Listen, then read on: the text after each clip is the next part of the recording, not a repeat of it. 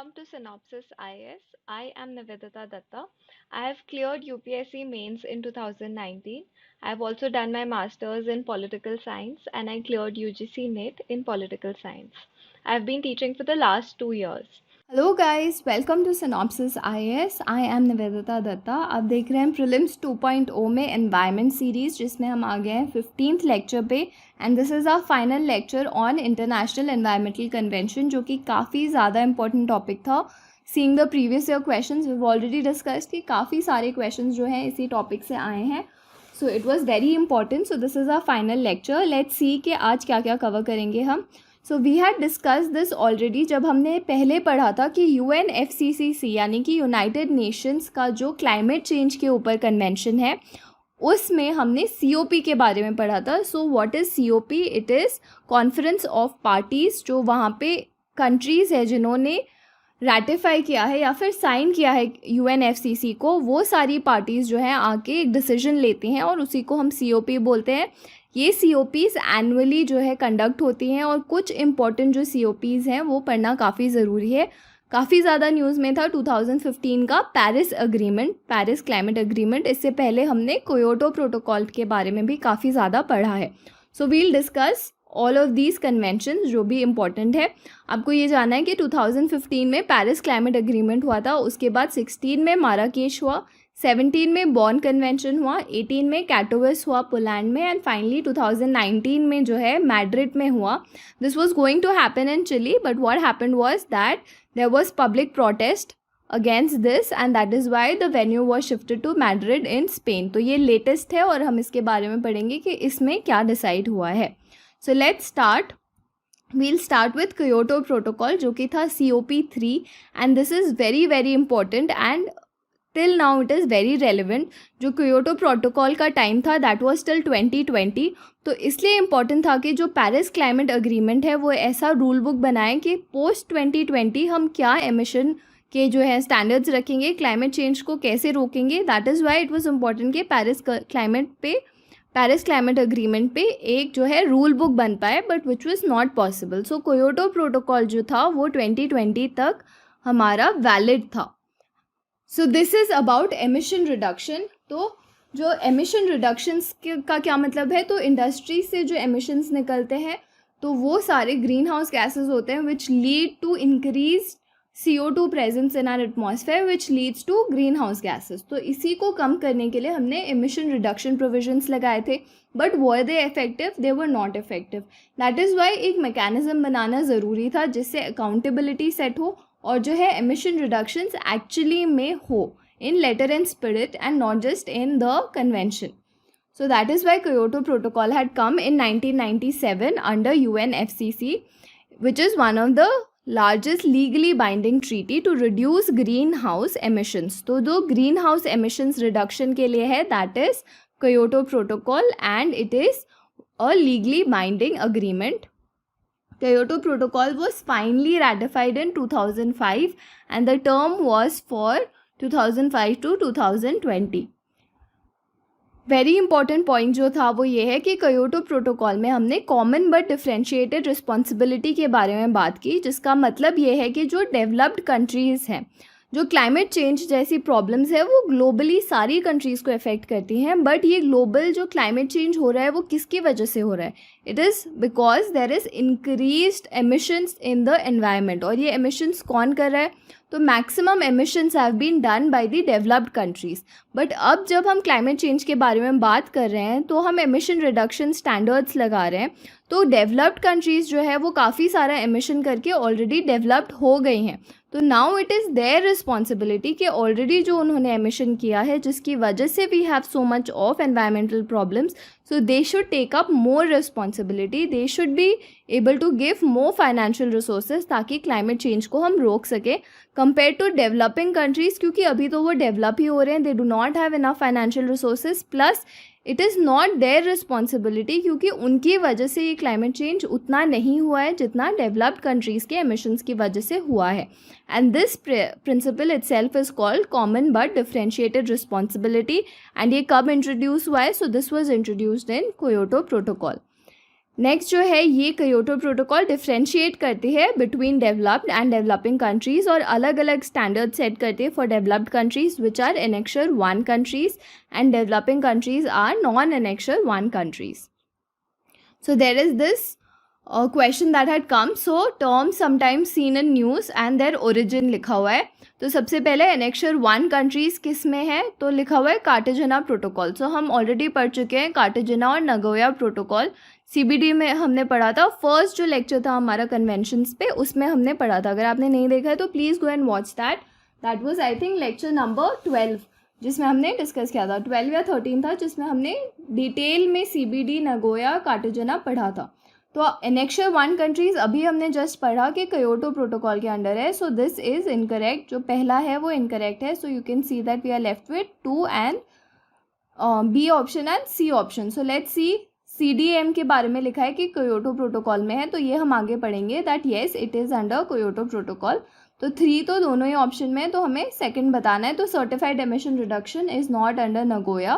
We already read about Nagoya. CER भी जो है हमारे क्योटो प्रोटोकॉल के अंडर है. तो ये तीनों ही जो है वो क्योटो प्रोटोकॉल के अंडर है, not under Cartagena and Nagoya. So the answer is 3 only. So these are the flexible market mechanism. तो हमने अभी डिस्कस किया था कि क्योटो प्रोटोकॉल ने ये रियलाइज़ किया कि आप सिर्फ एमिशन जो है टारगेट लगाएंगे तो उससे जो है एमिशन रिडक्शन कंट्रीज़ अचीव नहीं कर पा रही हैं, क्योंकि उनको डेवलप करना है. वो अपनी इंडस्ट्रीज़ बनाएंगे तभी उनका इंफ्रास्ट्रक्चर अच्छा होगा, तभी उनके लोगों के हाथ में जो है there will be a good economic growth. So they can not stop the industrial development and that is why जो एमिशन रिडक्शंस हैं वो नहीं हो पा रहे हैं, अचीवेबल नहीं है. तो इसके लिए हमें क्या ज़रूरत है, हमें एक मार्केट मैकेनिज़्म की ज़रूरत है जिससे हम ऐसे फाइनेंशियल रिसोर्सेज ला पाएँ कि डेवलपमेंट भी चले, eight the same time countries के पास पैसे भी हों ताकि वो ग्रीन मैकेनिज़्म को यानी कि जो एमिशन रिडक्शन है उसको अचीव कर सकें. तो 3 मैकेनिज़म्स थे क्योटो के अंदर. सबसे पहले है जॉइंट इम्प्लीमेंटेशन. तो नाम से ही हम समझ सकते हैं जॉइंट इम्प्लीमेंटेशन यानी कि अगर 2 पार्टीज़ हैं, 2 कंट्रीज़ हैं जिन्होंने क्योटो प्रोटोकॉल को साइन किया है, तो वो आपस में ये अग्रीमेंट कर सकते हैं कि हमारा टोटल जो है एमिशन रिडक्शन टारगेट है 50 टन्स ऑफ कार्बन को रिड्यूस करने का, कार्बन डाइऑक्साइड को रिड्यूस करने का. तो they can do an agreement कि मैं जो है country A they will reduce 20 tons of carbon dioxide and rest जो है वो दूसरी कंट्री करेगी. एंड इनके हिस्से का जो था they should have done 25 but they are just doing 20. तो 5 का जो है amount of money will be given from this country जो कि कम एमिशन रिडक्शन को अटेन कर रही है, वो देगी दूसरी कंट्री को. सो वो आपस में दोनों कंट्रीज़ जो है जॉइंट इम्प्लीमेंटेशन करेंगे of the emission targets. The next one is also a similar concept. This is called clean development mechanism जो कि CDM भी बोलते हैं हम इसको. तो CDM के अंडर क्या होता है, so if a country has certain emission तो ये देंगे certified emission reductions which are also called CER. So certified emission reduction क्या होता है, if a country A does not have enough money, यहाँ पे जो है आप ग्रीन प्रोजेक्ट तो कर सकते हैं पर इस कंट्री के पास जो है पैसे नहीं है. And there is a developed country like USA जिसके पास एरिया नहीं है but they have the money to support the emission reduction. तो जो USA है वो सर्टन सर्टिफिकेट्स निकालेगी in form of CER certified emission reductions and they will give it to this country. This country will on behalf of USA have emission reduction. तो USA ने अपनी area में नहीं किया बट पैसे दे दिए, फाइनेंस दे दिया to some other country for emission reduction. So this is called CDM mechanism which helps developed countries to finance developing countries के ग्रीन प्रोजेक्ट्स को. And finally we have emission trading. So emission trading is that अगर आप जो है एक project बहुत सारी countries जो है आपस में कोलैबोरेट करती हैं सो that they can trade emission reductions and आपस में ट्रेड करेंगी तो जो है एक कंट्री के ऊपर बर्डन कम हो जाता है and at the same time finances available होते हैं to other countries also. So this is a type of trading of emissions. So these are all market mechanisms and these are flexible ways in which one country can support another country. And these were all under Kyoto Protocol. Next we have COP16 which is Cancun Summit and इसमें भी कुछ important जो है चीज़ें बाहर आई थी. The first one was technology mechanism. मतलब कि अगर आप countries को developed countries जो हैं they already have a lot of industrial expertise. So because of their expertise they can do a lot of green mechanisms. and जो है developing countries उनके पास इतने ज़्यादा टेक्नोलॉजी नहीं है, तो जो डेवलप्ड कंट्रीज़ हैं उनको टेक्नोलॉजी ट्रांसफ़र करना है to the developing countries. This was said. Next two are very important कि ग्रीन क्लाइमेट फंड और अडेप्टेशन फंड जो है दोनों ही इंट्रोड्यूस हुए थे in the Cancun summit of COP16. तो ग्रीन क्लाइमेट फंड क्या है? पहला बहुत इंपॉर्टेंट पॉइंट है कि वर्ल्ड बैंक जो है serves as a trustee for GCF. GCF क्या करता है? तो सपोर्ट करता है काफ़ी सारे प्रोजेक्ट्स, प्रोग्राम्स और पॉलिसीज़ को जो कि डेवलपिंग कंट्रीज़ को क्लाइमेट चेंज से अडेप्ट करने के लिए हेल्प करे. सो आप नाम से ही समझ सकते हैं green climate fund and adaptation fund, मतलब क्लाइमेट चेंज से हम कैसे अडेप्ट कर सकते हैं, कैसे उसको फाइट कर सकते हैं, उसी के लिए ये फंड बनाए गए हैं. And they will help whom the developing countries, and this fund is governed by a board which is GCF board, but its trustee is the World Bank. Then we have adaptation fund. तो जो GEF है that provides a secretariat for adaptation fund. GEF we have already discussed. Please go and revise if you don't remember. last to last lecture में हमने ये discuss किया था. Next, this establishes a financial adaptation projects जो है उनके लिए finances लाती है अंडर क्योटो प्रोटोकॉल. तो क्योटो प्रोटोकॉल में अभी जस्ट हमने डिस्कस किया था कि 3 फ्लेक्सिबल मैकेनिज़म्स है.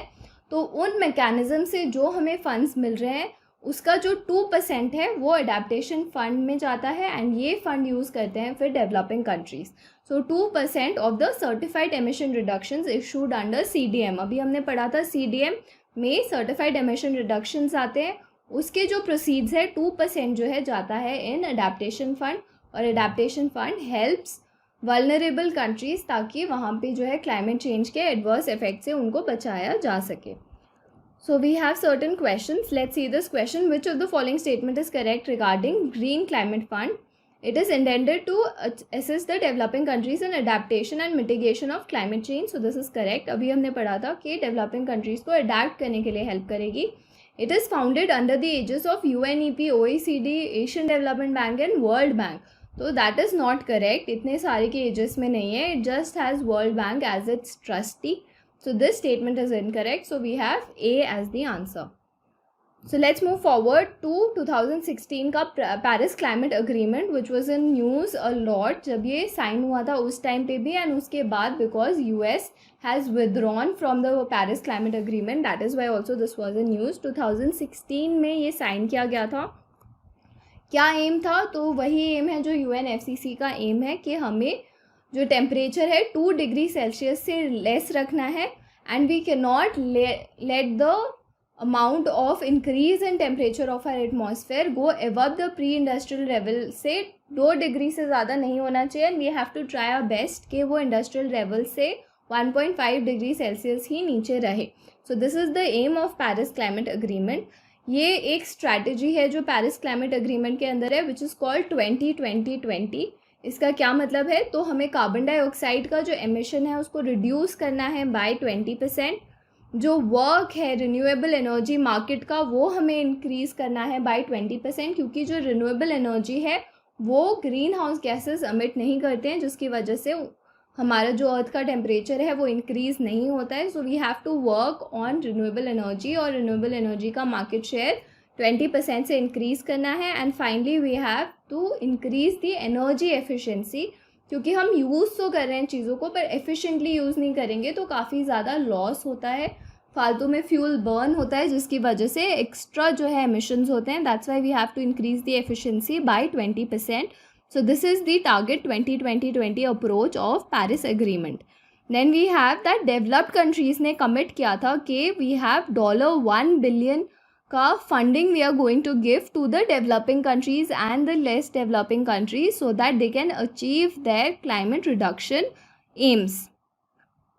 सो another concept we have that NDC nationally determined contributions के बारे में बात हुई थी in Paris climate agreement. So we can understand from the name itself कि नेशनली डिटर्मिन्ड कॉन्ट्रीब्यूशन का मतलब है कि हर कंट्री कितना कॉन्ट्रीब्यूट करेगी and who determines it? Nation खुद. तो मतलब इंडिया खुद से बताएगी कि हम कितना एमिशन रिडक्शन करेंगे एंड वही हमारा NDC होगा. सो ये है कॉन्ट्रीब्यूशन बाय ईच कंट्री. ताकि ग्लोबल गोल को अचीव करने के लिए हर कंट्री का क्या एम है उसी को हम NDC बोलते हैं. ये जो भी NDC हम बताएंगे, for example India has said that these following things are part of our NDC. This will be reviewed by UNFCCC in 5 years. Every 5 years this will be reviewed कि आप एक्चुअली में उतना कर पाए या नहीं जितना आपने बोला था. And these are not legally binding. खुद से जो है नेशंस बताती हैं. There is no mechanism to understand कि उन्होंने अचीव किया या नहीं. There is only a report that will be submitted to the UNFCCC. And goal क्या है कि जो कंट्रीज़ हैं उनको एक्सेस मिले टेक्निकल एक्सपर्टीज़ का भी और फाइनेंशियल कैपेसिटीज़ का भी. इसके लिए जो है developed countries will give them help.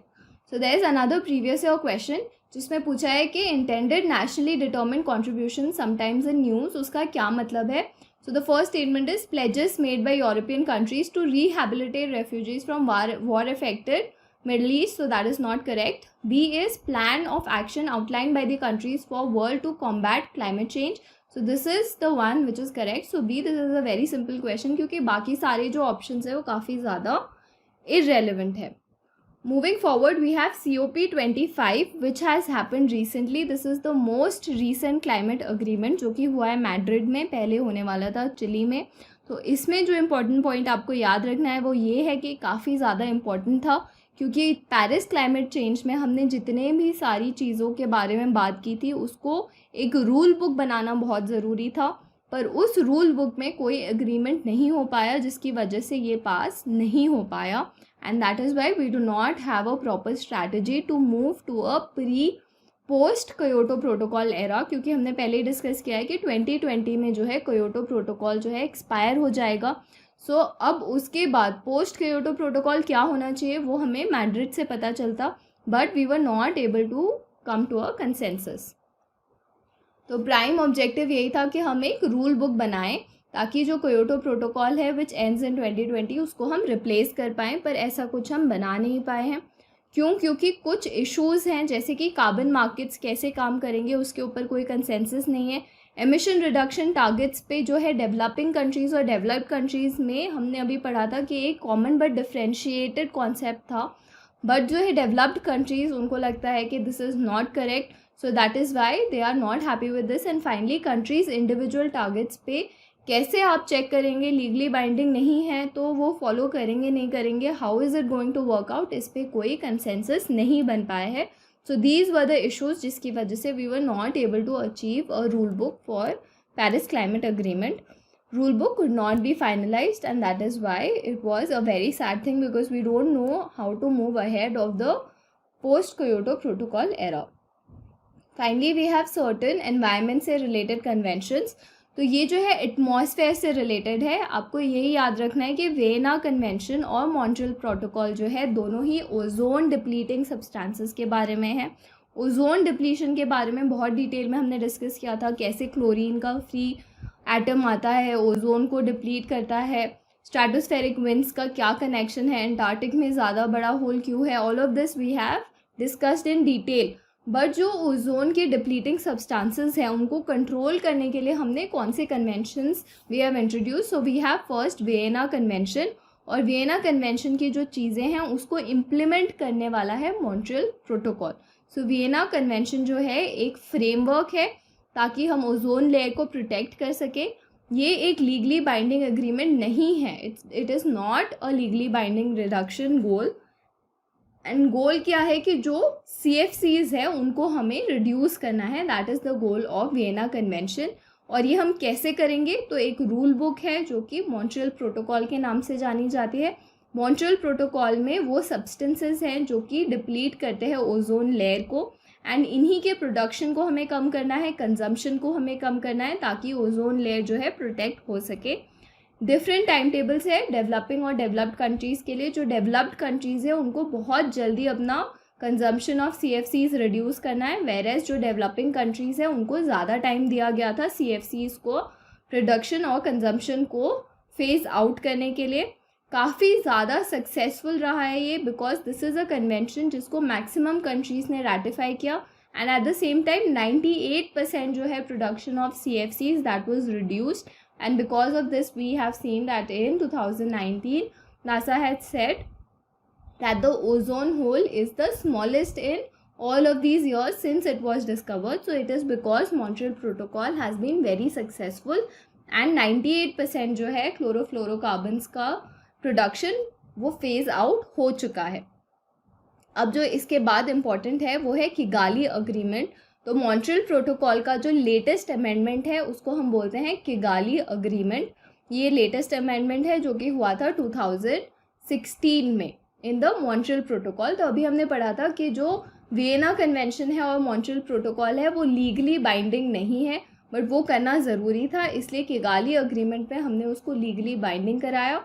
और हमने ये भी बोला कि सिर्फ CFC को फेज आउट नहीं करना है, आपको HFCs को भी फेज आउट करना है, which is hydrofluorocarbons, because even though वो ओजोन डिप्लीट नहीं करते हैं बट वो ग्लोबल वार्मिंग एजेंट है, and that is why we have to limit the use of HFCs also. So hydrofluorocarbons जो है उनको भी हमें जो है बेस लाइन है 2045 का, तब तक हमें 80 to 85% फेज आउट कर देना है. ये एक लीगली बाइंडिंग अग्रीमेंट है. And technology and energy assessment panel which is also called TEEP, this is the one which will conduct a review, क्योंकि अगर आप कोई चीज़ लीगली बाइंडिंग करते हैं तो उसका रिव्यू होना बहुत ज़रूरी है. And who will take a review of Kigali agreement, that is technology and energy assessment panel. So this is another question, previous year question, जिसमें पूछा गया है which one of the following is associated with control and phasing out of ozone depleting substances. तो ozone depletion के बारे में किस में बात हुई है? So we know that it is Montreal protocol.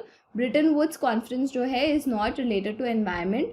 Kyoto protocol अभी हमने डिस्कस किया था which was COP3, so it was related to climate change. उसमें हमने पढ़ा था कि 3 फ्लेक्सिबल मार्केट मैकेनिज्म थे, जॉइंट इम्प्लीमेंटेशन था, CDM था, एमिशन ट्रेडिंग था, and Nagoya protocol, Cartagena protocol, ये दोनों ही जो है बायोडाइवर्सिटी एक्ट के अंदर है, कन्वेंशन ऑफ बायोडाइवर्सिटी CBD के अंडर है. तो जो आंसर है इसका मॉन्ट्रियल प्रोटोकॉल है. Next we have REDD and REDD plus. This is very important. तो ये क्या है? रेड का फुल फॉर्म है रिडक्शन एमिशंस फ्रॉम डिफॉरेस्टेशन. जो है हमारे फॉरेस्ट का डिफॉरेस्टेशन, यानी कि हम जो ट्रीज़ को काट रहे हैं at a very large scale, उसको हमें रोकना है और हमें एफॉरेस्टेशन करना है, क्योंकि जो फॉरेस्ट है वो सबसे ज़्यादा कार्बन डाइऑक्साइड सिंक्रोस्टेन करते हैं, मतलब काफ़ी ज़्यादा कार्बन डाइऑक्साइड को कलेक्ट करते हैं. And that is why it's very important that we have a lot of forest. So forest degradation is the global endeavour to create an environment in which we have a lot of trees. So we have to see that it is an incentive for developing countries. जो red है it is an incentive so that developing countries can put in certain amount of money so that they can do afforestation. अभी तो incentive क्या है कि हमें ज़्यादा से ज़्यादा डेवलपमेंट करना है, इसलिए हम जो है अपने फॉरेस्ट एरिया को ख़त्म कर रहे हैं so that we can have industries there. But एक इंसेंटिव होना चाहिए सो दैट उनको इंसेंटिव मिले एफॉरेस्टेशन करने के लिए. So that incentive is red. And what is red plus? तो रेड प्लस एक ऐसी स्ट्रैटेजी है कि अलॉन्ग विथ एफॉरेस्टेशन आप लाइवलीहुड भी प्रोवाइड करें अगर लोगों को. So that is called red plus. So red plus goes beyond merely checking deforestation. What does it do? It also works at livelihood improvement and biodiversity conservation, ताकि जहाँ पे forest areas है हम एफॉरेस्टेशन भी करें और वहाँ के लोगों को लाइवलीहुड भी मिले, तो पॉवर्टी रिडक्शन भी हो. And food security is also provided. So this is another question. Which of the following statements are correct? Proper design and effective implementation of UN Red Plus program can significantly contribute to what? Protection of biodiversity, yes. Resilience of the forest ecosystem, yes. And poverty reduction. अगर यहाँ पे red plus नहीं होता तो poverty reduction answer नहीं होता, but because we have that we have the answer as all 1, 2 and 3, क्योंकि अभी हमने देखा था कि रेड प्लस जो है वो लाइवलीहुड प्रोवाइड करने के बारे में भी बात करता है. So this was all that we had in conventions. So I hope you enjoy these lectures. Please keep revising these. Thanks for watching. See you in the next lecture.